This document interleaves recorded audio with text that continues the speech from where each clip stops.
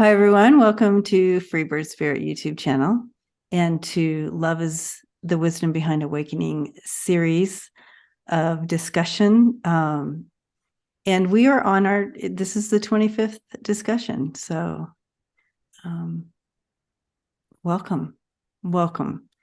And Chris, hello. And welcome back. Here we are. And I feel like we should celebrate 25. I'm celebrating that 25 milestone. And Chris Shirt says love is about hearts, not bodies. So you don't have to try to figure out what, if you need to get your glasses on. Love is about hearts, not bodies. I love it. And then I am wearing the Ho'oponopono. I'm sorry. Please forgive me. Thank you. I love you. Very appropriate for our discussion today. Both of these. Anyway, we're all about the love. Yeah.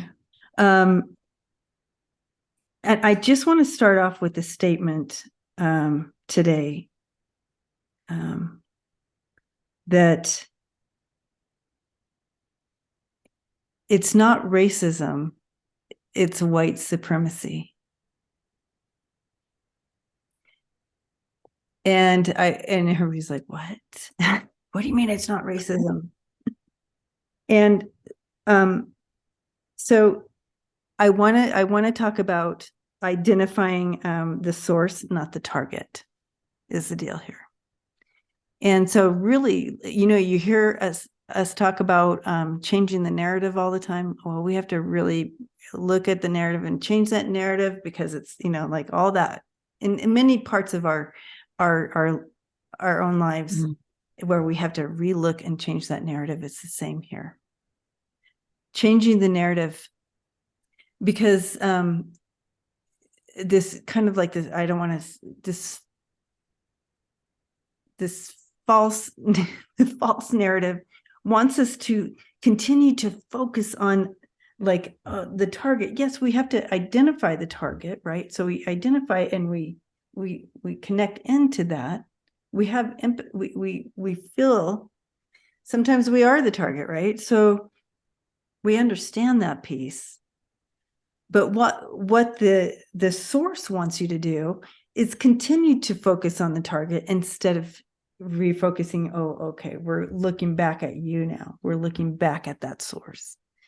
And the source in this case, in racism, is the source is white supremacy, right?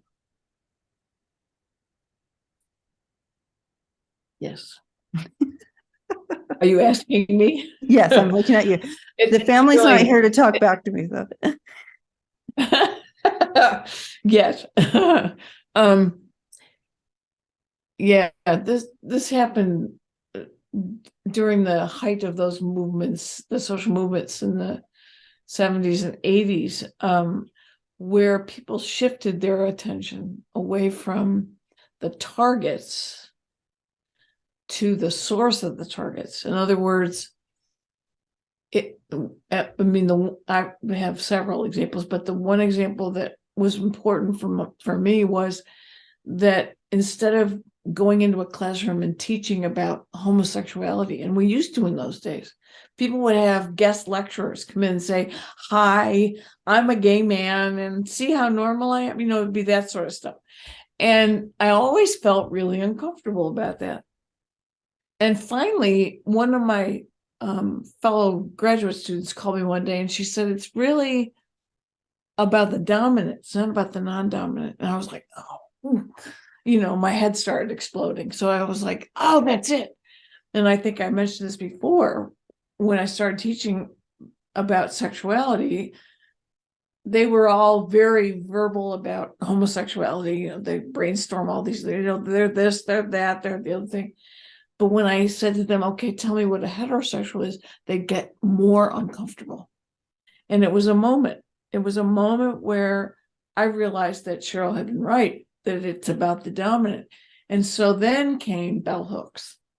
And Bell Hooks, who was writing about, Bell Hooks was an African-American feminist writer, theorist scholar, and I'm playing her down in a way I shouldn't be. Her one of the pieces that she did that was so important to me was to stop talking about the issues around race as racism, because it keeps our focus off where it's coming from.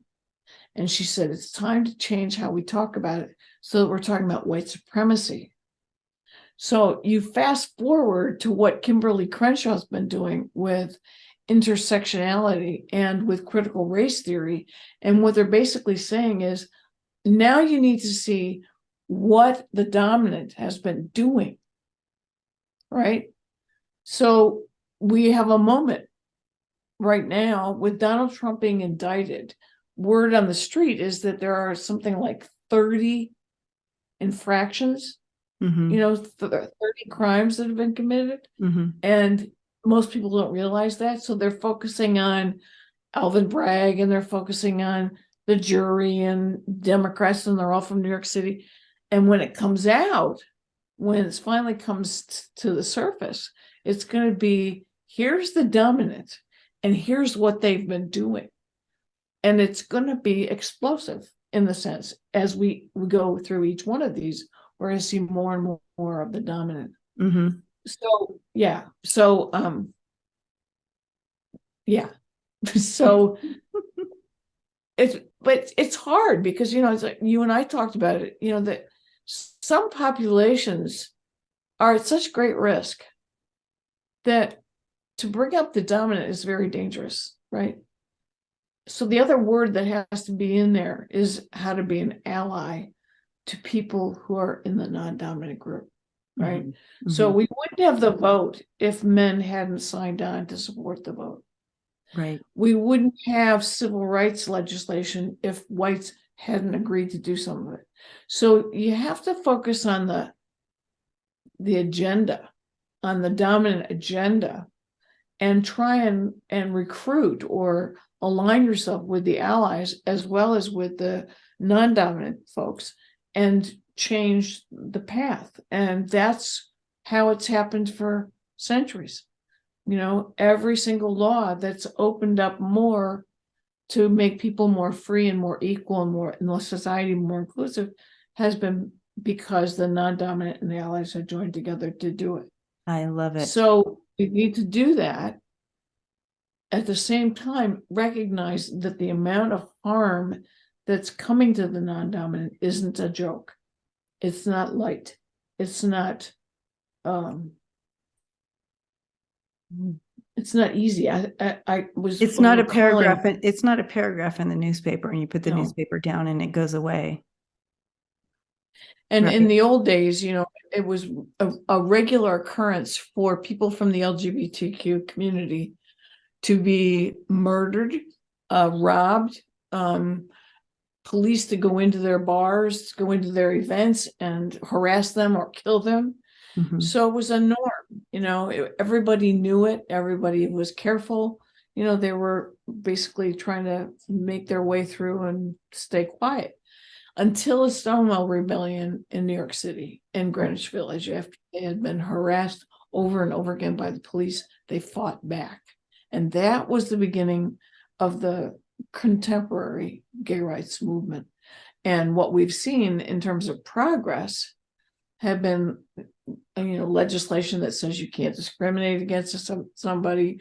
You can't barge into their bedroom. There was a law in the 80s, and I think it was Georgia. I think it was a Supreme Court case where it was allowable for the police to enter into somebody's bedroom in their home. And if there was two men in bed, they could arrest them both. So then the privacy legislation was upheld by the Supreme Court, and that became illegal. So over time, some of these things have been fought against and won. So where we are today is that we've got a fair number of legislation where people are protected, but it's all being contested, of course, because the dominant is still wants to be dominant. Right. So yeah, so that's just an example, because that's the LGBT part. Well, and what they want to do is focus on that Mhm. because they think you're going to agree with them. Right. And of course they want to run the narrative, the dominant does. Now, another thing that the dominant does is they go for the weakest, right? And they strategize. So right now, apparently the weakest would be our trans kids, right? Yeah. And they wouldn't dare go for any of the other marginal groups right now because there would be too much. They feel like there's too many people who care for these other marginal group situations. So they're going to go for, oh, well, no one cares about this group. And we can really go after it. And so that's another strategy they use, is they go for what they consider to be the weakest point in the line. Right. So, and that's what's going on right now. And we're seeing it play out. So moving forward from here in the discussion, just in personal language, I just want to bring this in a little bit, but then I do want to talk to these amazing folks that came in, and they're here with us from the other side. But personally, where are things in our own lives that we focus the dominant on, just in our own lives? And instead of refocusing on the source. Does that make sense, Chris, what I'm saying? Yes, Yeah. absolutely. So I like this language, and I think it would help on all levels of our own, in our own lives, and also how we address the outside world. So when we start getting pulled into these narratives of the oppressed, which is okay. Oh my gosh, yes, I identifying the marginal group, right? In identifying, but then don't keep the sight there. Go to the oppressor, and that's where you want the narrative to. That's where the strength comes in. And if we continue to do that, instead of saying,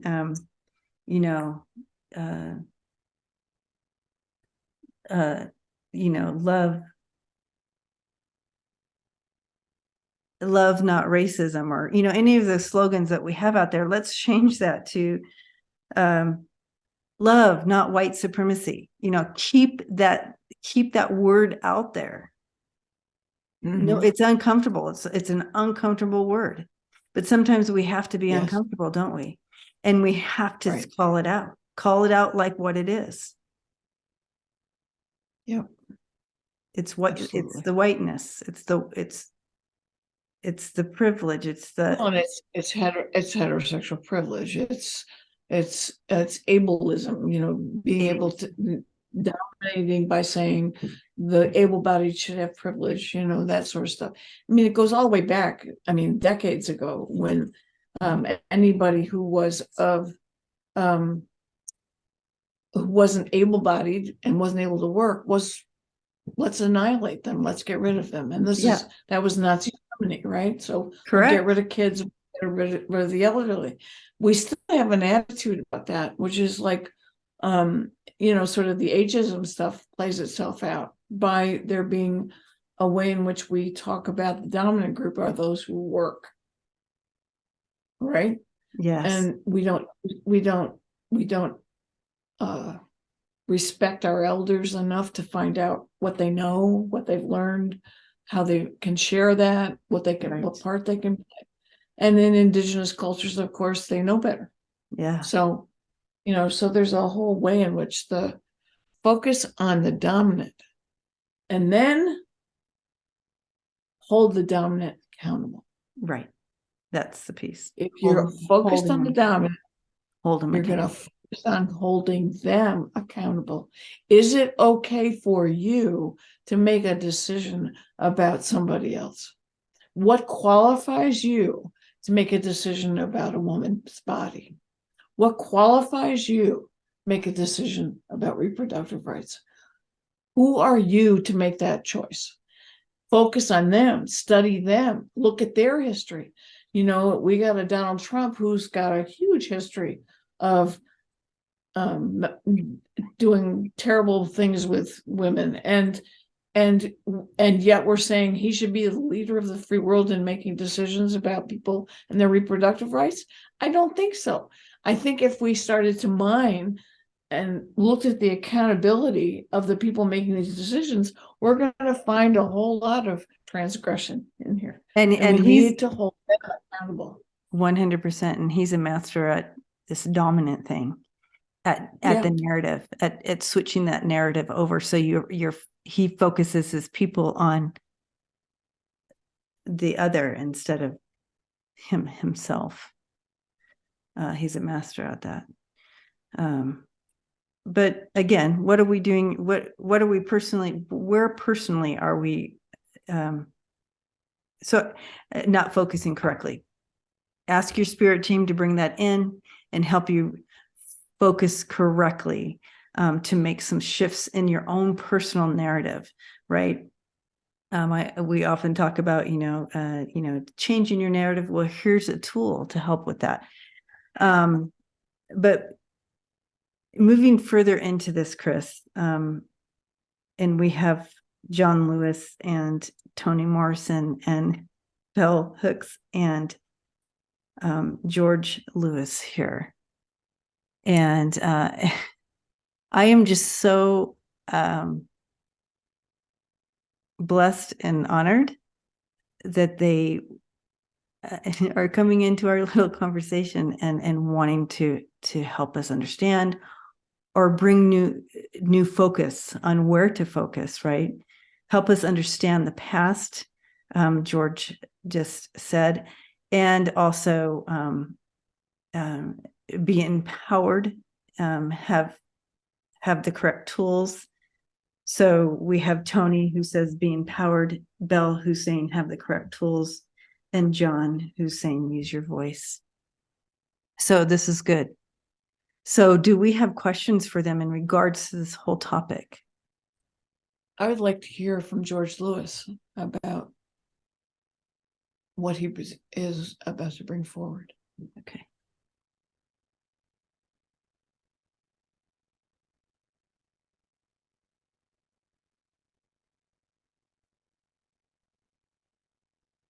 So George,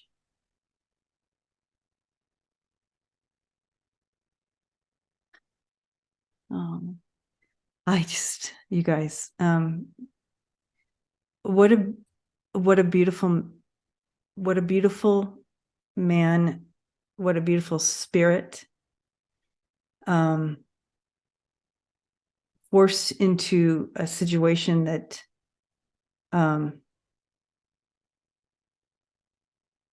didn't necessarily suit his skill set, but was required of him as a man. He says, I identify as a man.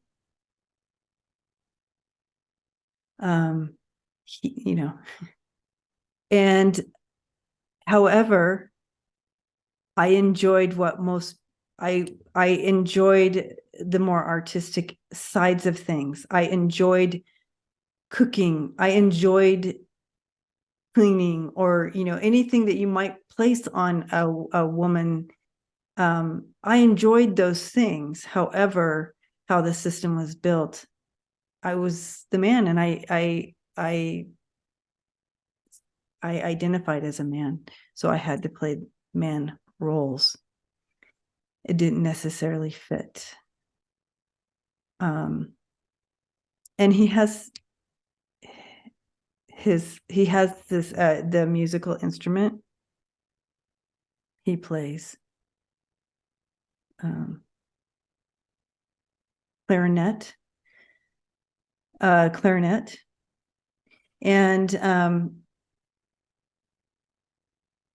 he says, I was damn good. That was his passion. And but again, he had to make ends meet, and so he did he did the manual labor. It was just another bullying ground, he said, and trying to keep up with all that. He said I wasn't like a big man, but I could hold my own. But mainly what he's saying here is his story is spectrum. I'm a man, but I'm on a spectrum of what was considered to be more not manly, I guess. I don't have the words for it, what he's showing here. Yeah. Okay. The system, the way the human system was working at the time, as well as the physical system put in place by white men, it didn't fit him. Well, it destroyed him. It killed him, basically.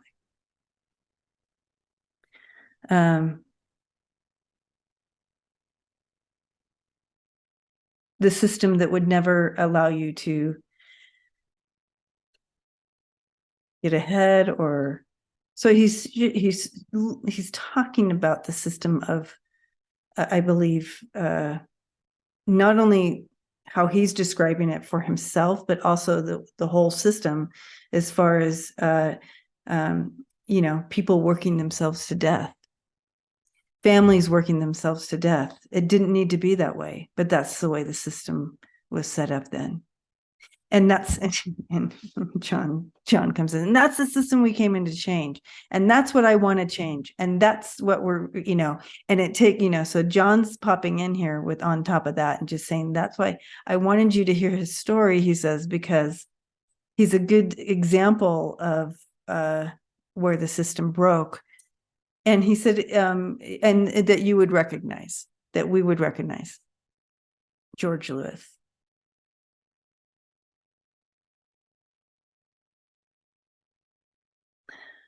George keeps bringing, he keeps highlighting a woman, and I don't know who she is.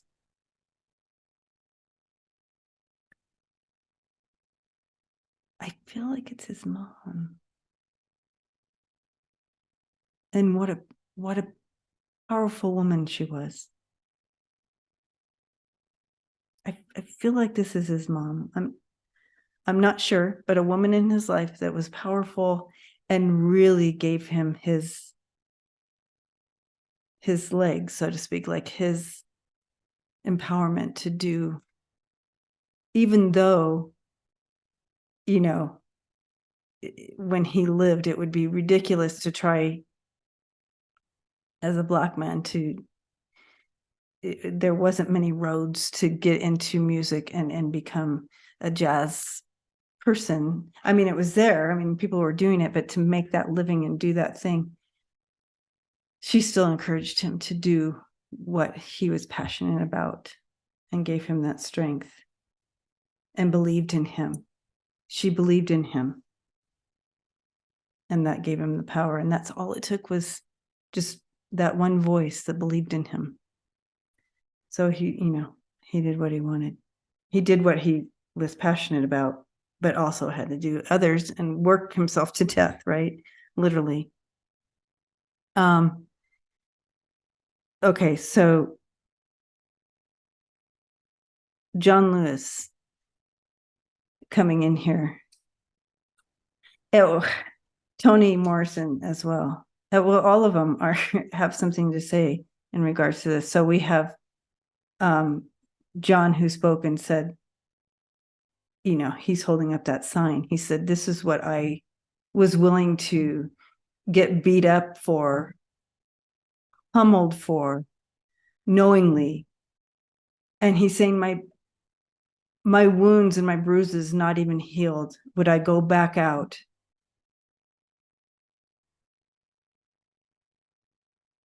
just to get my heels cut down, just to be cut down again. It did not stop me to continue to push this forward,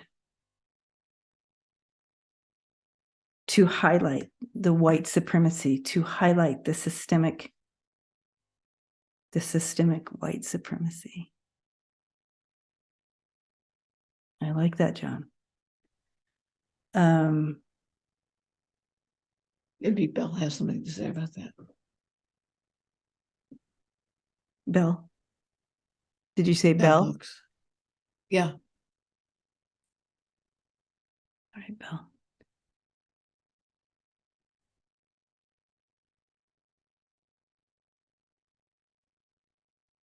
Interesting. And you might have better. She said you are what you eat.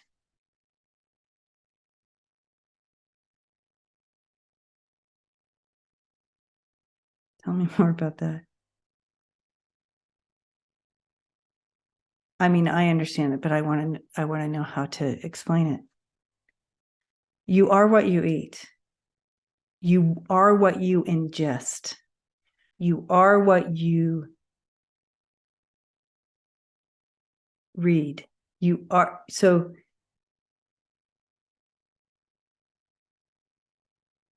beware of what you put into your body, because that's what you become. And some things that you put in your body will cause your body not to work well. It could cause even heart issues and heart, all these things. So she's just smiling. She's like, beware of what you eat.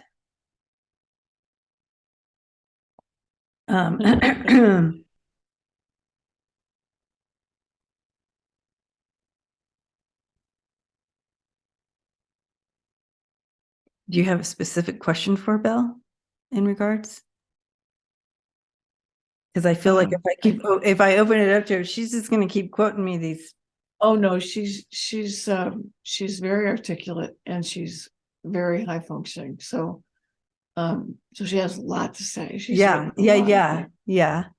But what she's And saying here is she's like, use your intelligence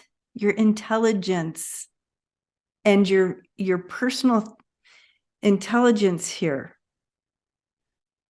I can do what you're saying, Chris, she says, and I can narrate to you the truth and their awareness. But she's like, use, and not to you, but in general, just out there. I implore you to use your intelligence.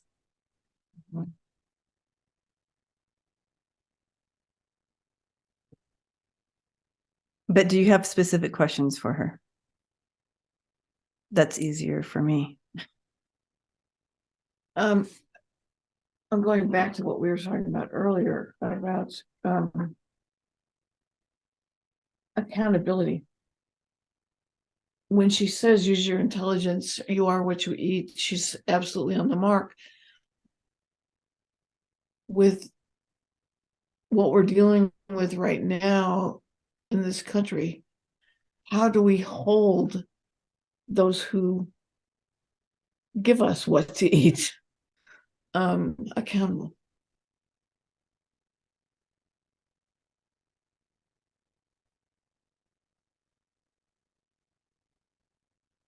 Reject the offering and speak the truth. If you went into someone's home and they offered you rotten food and it was obviously rotten, you would, however way you want to, not accept the food. You're not going to eat it. It smells rotten. It looks rotten. It's rotten. And literally the energy within the narrative of white supremacy and the foundations of it all that are leaking into this that are are the roots of this system. It's all rotten. Reject it at every corner of it, at every chance.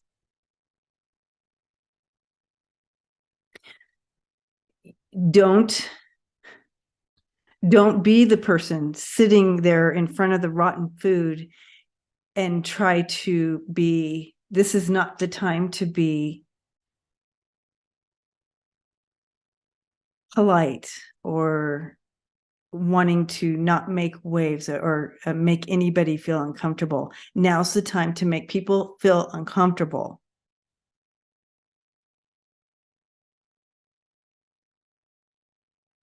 Because it's at your own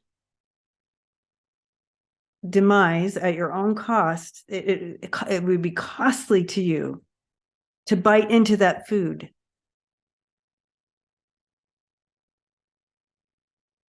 As you can imagine, right? The cost to you in biting into that food. Take that metaphor, take that picture, and every time you hear any word of white supremacy, oppression of any kind, you look at that plate of rotten food that you're visualizing right now, and you go, nope, I'm not having this. I'm rejecting this with my energy, and also with the energy of words, and also with the energy of action of some kind.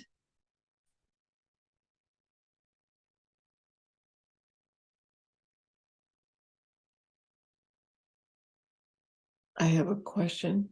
Okay. Are you okay? Yeah. Yeah. I'm absolutely delighted at what she just did.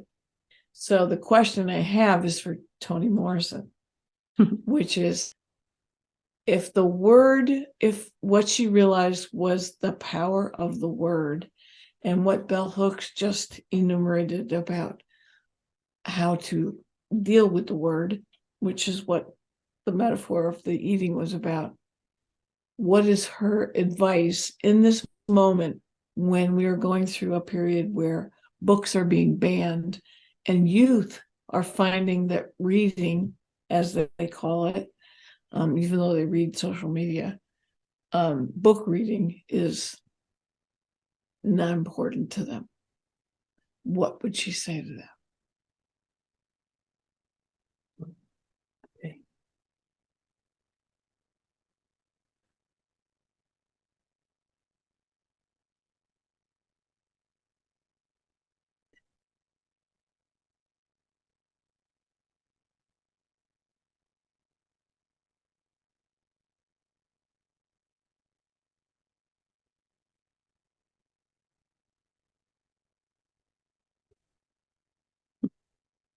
All right.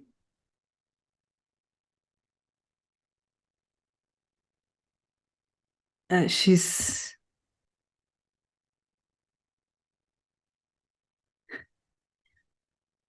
sorry for the pause, you guys, but it's just the energy is just kind of shifted with her.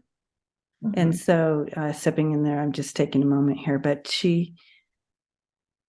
she's bringing in, she's like, okay, it's time to get dressed up, time to get dressed up in your nines and get out there.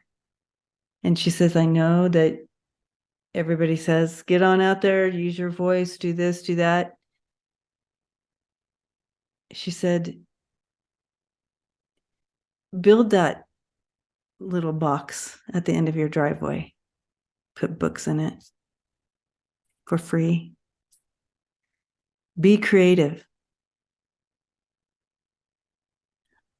I'm just curious. So how and I'm going to share the scene with you guys, and maybe you all will be able to pull in different meaning with this, because it's just such a beautiful scene. And she didn't have a little girl. She had two boys, but she has a little girl. and in front of her, and maybe it's a part of her, I'm not sure, but maybe talking it out with you guys will help. And she has her, and she's combing her hair and putting the bow in perfectly, and she's the little girl just feels so good about herself, just so proud. I am beautiful, I am put together. And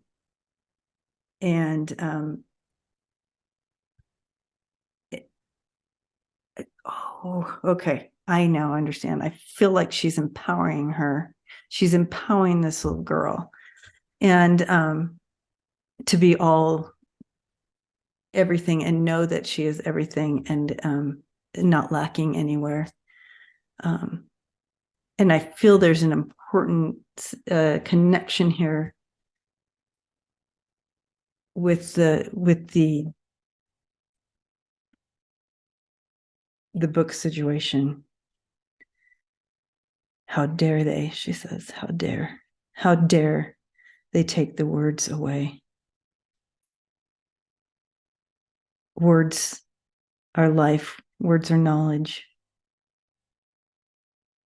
words are awakening.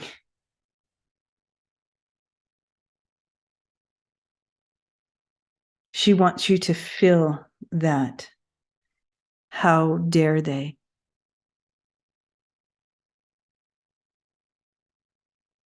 Feel that. And put that box at the end of the driveway, free books. And that could be symbolic, or it could be real. It could be on a small scale or a big scale, however you want to make that happen. Get online. Free books.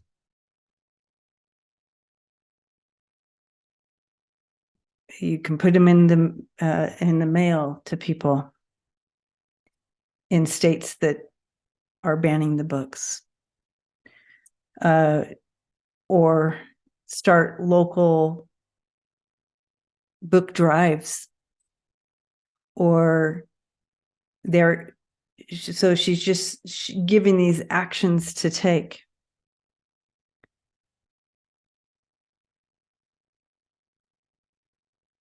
Don't let the little ones go without the words, without the history.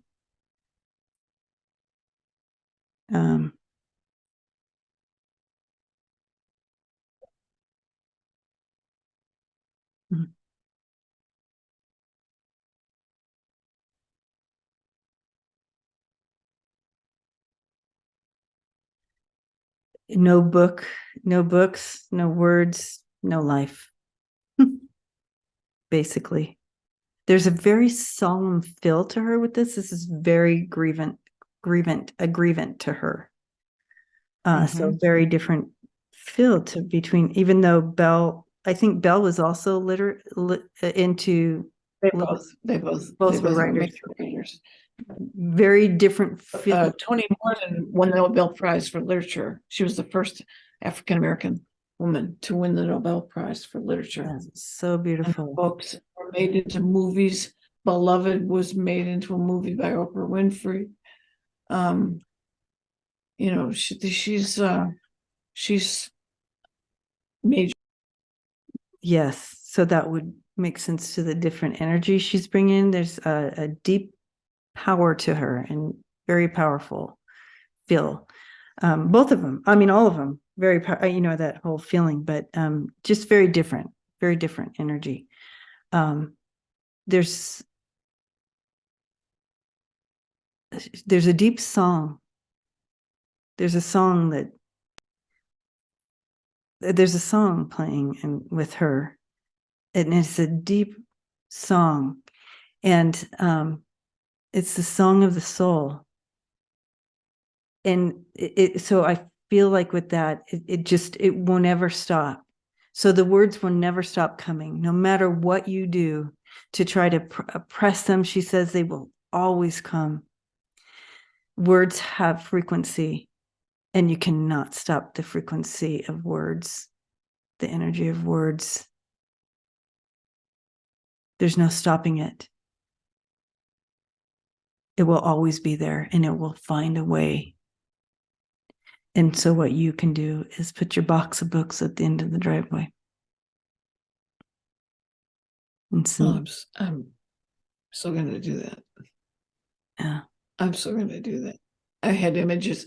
I had fantasies about raising a lot of money to fill up dump trucks full of books that they Right. banned, drive them to Governor DeSantis' yard and dump them. But she's absolutely correct. They need to go to the people To the who people. need them the most. Yes. Yeah. Yeah. And to the children. And To the children. And she started out with that little girl in that chair. And so literally to the children. And again, this is an important point that they're targeting they're targeting the weakest point here, right? Mhm. Yeah. We need to hold them accountable for what it is they're so afraid that we're going to find out. That we're going to find out that they've been creating this dominant narrative for decades and centuries. And who's responsible? Yeah. You know, I mean, it's like this, it's like what we've talked about in the past about immigration, that people want to get mad at people coming up from Mexico. And those very same people are coming to not only their ancestral lands, but the devastation that their cultures have experienced have in large part been perpetrated by the very people who we should be holding accountable.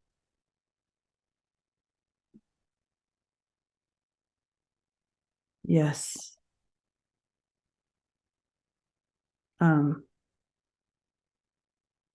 Unfortunately, I don't know much. I should know more about our American history, but when you ask that, Tony Morrison said Thomas Jefferson. Yes. You Yes. said this has been going on. Who started this? And it was not even a hesitation. Thomas Jefferson. And I don't know much about his presidency or what he did or what he didn't do, but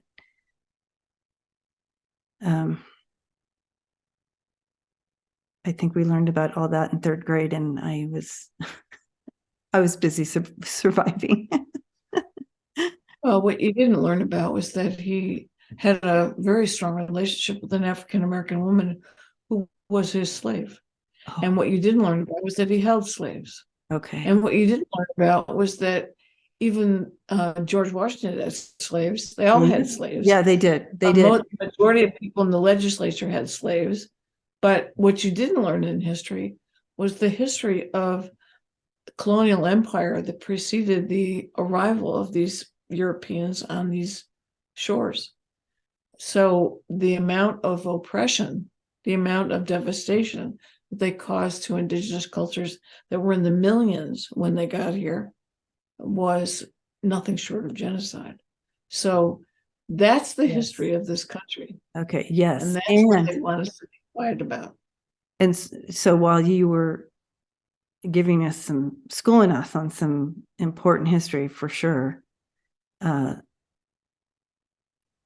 she was showing me there's something that he would have physically signed in, or there's something that he would have,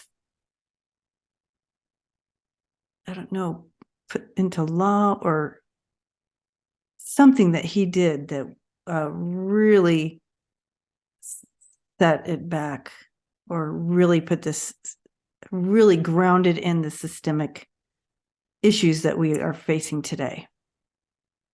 Wouldn't it be good if we had the books to go consult to read that?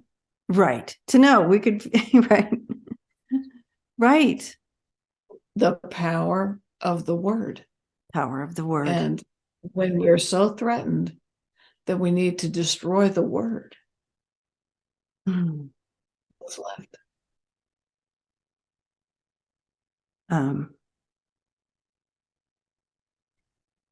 As she said, you could look at it as, all her books are being, she's showing all her books being restricted, Yes. or taken away. And she said you could look at it as, wow, what powerful words Mhm. Mhm. that they feel Yes. like they have Yes. to hide those. And in doing so, she says, my book sales have gone way up. Yes. That's correct. Yes. There are banned book clubs. Banned book clubs. There's yes, there's what's his name? Ari what's his last name on CNN or MSNBC? He's got a banned book club on TV. No, I think people are resisting, and I think that they're going to try their best right now, but one of the problems that they have is the First Amendment, which is called the right of free speech. So they're not going to be able to ban books. Censorship is not the law of this land. So they're going to try, and they're going to try and use the loophole of public education. But the more that private education emerges, the less they're going to be able to do that too. Yeah. It's not going to go away. No, It's a very feeble effort at trying to change the direction that this country's going in. But unfortunately for them, there are hundreds of years right now of this country's development and this country's success in fighting certain things. So they're not going to be able to pull it off, but they're going to try. And so it's important, I think, for all of us to stay optimistic, because our words aren't going to stop. They're coming right out of here.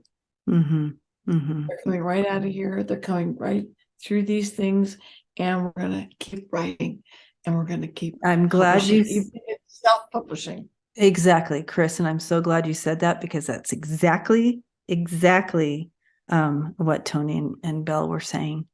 Keep writing. And they said to the family that's all listening here, write. I don't care if you don't write. Write. Start journaling. Start writing. It's powerful. It's powerful movement of energy. And they said, forget editing. Just write. Don't edit yourself. Just write. Don't worry about the edit. Don't worry about the edit. Don't worry about the edit. Just write. And in this moment, in addition to doing automatic writing, which is a great way to sort of focus your intention, but in this moment, you can self-publish.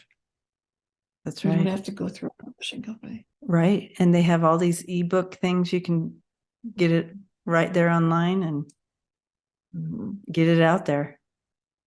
And know that Spirit has your most highest good in mind, and it will fall into the hands that need to see it.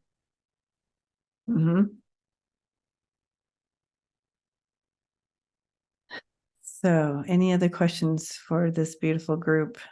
Whoa. Well, I feel extraordinarily honored that they have come in. For those of you who don't know who each of them is, I would highly recommend that you look them up. John Lewis was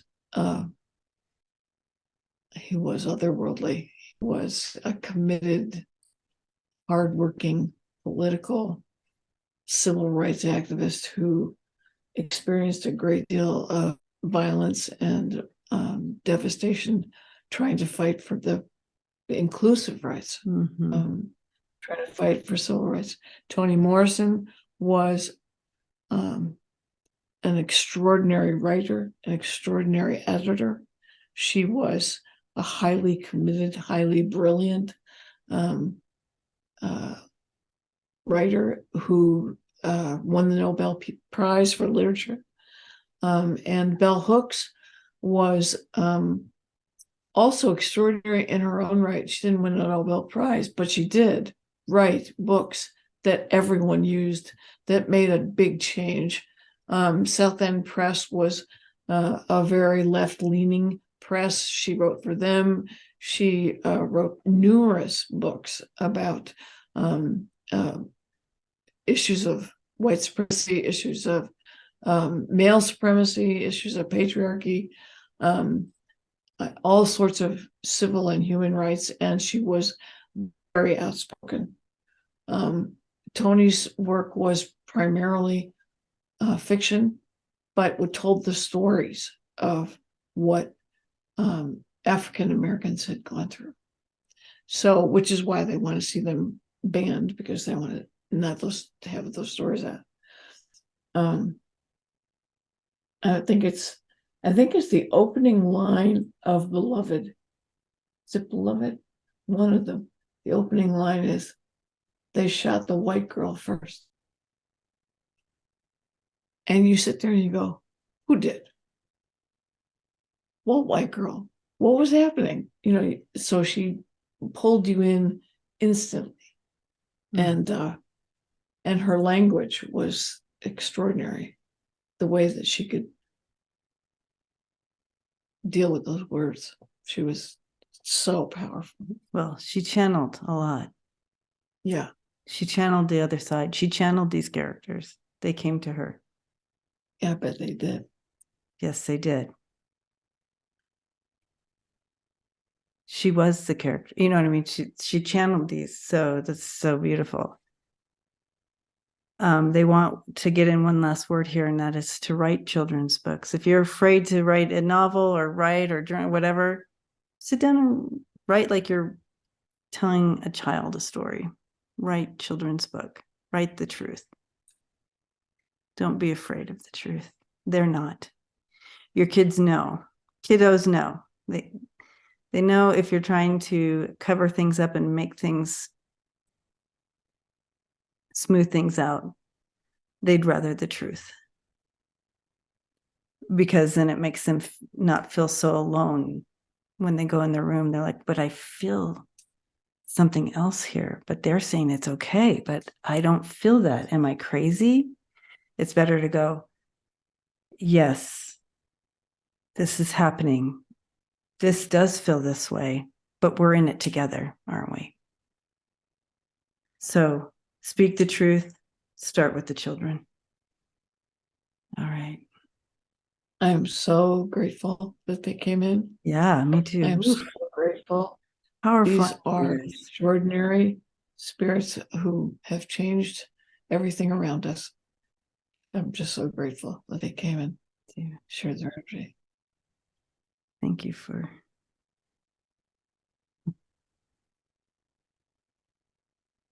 teaching us. Yeah. Okay. Whew. All right.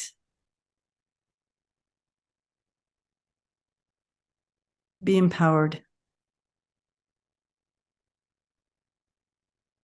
Be empowered, family. Use the word, hold them accountable. Pay attention to what the dominant is. Be empowered, hold them accountable. Use the word. Use the word. Yes. It's so funny because now I'm seeing people write into the newspaper, you know what I mean? Write into the editorials so there's someone watching. I know there's someone watching that has been wondering if I send that into the editorial. Send it in. Send your writings into the newspaper or whatever it is that you've been waiting. Send it in. We love you. Thank you for hanging out today in this discussion. And I know that I have a lot to think about. Holy cow.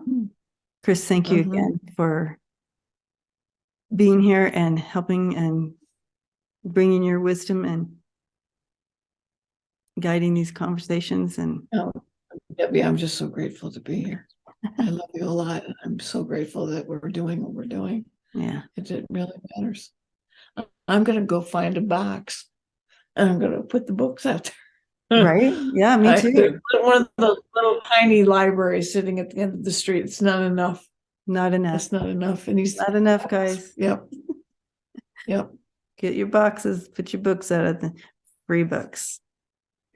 And in Yep. that action, just even in that action and that energy, even if you live in the most democratic state, it's the energy, it's the movement of energy. And you're speaking that out into the collective energy, and it's all connected.